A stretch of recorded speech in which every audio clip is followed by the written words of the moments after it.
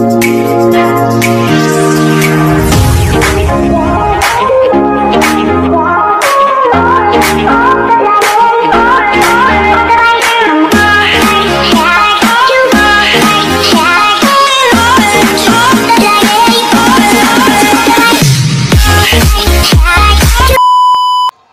mga mading, another day, another life, another vlog. Welcome na naman kayo sa panibagong araw ng buhay ko mga mading. Eto nga mga mading, at umaga pa lang ay nagbukas na ako ng tindahan, madilim-dilim pa yan. Iniready ko nga lang itong kanyang uniform. At mga mading, kagigising nga lang ng aking anak dito.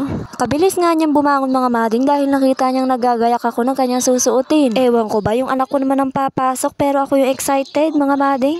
Kinuha ko na nga itong in-order ko sa Shopee mga mading na sapatos niya. O eto na nga at nilabas ko. Pagkatapos ko nga ilabas mga mading, eto nga at ipapakita ko sa inyo. O diba na mga mading, napakaganda ng quality ng sapatos na ito. At dahil gusto ko nga istariray ang aking anak, may tako nga in-order ko mga mading. Sunod ko nga inilabas mga mading, ito in-order ko din sa Shopee na medyas. Mas mura kasi sa Shopee mga mading, kaya dun ako umu-order. Kaya naman yung mga pangpasok ng anak ko ay sa Shopee lang yan galing. Ultimo lapis mading, sa Shopee galing yan. Mga mading, ito nga pala at niready ko rin yung sapatos niya na may sintas. At na nga rin ako mga mading nitong pants na pang partner dito sa damit na may mga bito-bitones. Kailangan daw kasi nila mading yung damit na may bitones dahil pagpapraktisan nilang tanggalin at saka ibaliklarin. Hindi ko alam kung iyon nga ba talaga, basta siya na yun. Ang mahalaga ay nagbaon tayo ng pinapadala ni teacher. Ito na nga mga mading at nilagay ko na sa isang plastic para isang bitbitan na lang. Nilagay ko nga lang dito mga mading sa pintuan para hindi ko makalimutan. O sinong relate dyan na katulad kong ulyanin. Isinunod ko na nga mading itong kanyang bag at nilabahan ko ito kahapon na tuyo rin agad, buti naman. Lagay ko nga lang dyan mga mading yung binili namin sa Baler na pencil case, pambura at saka ipantasa ng lapis.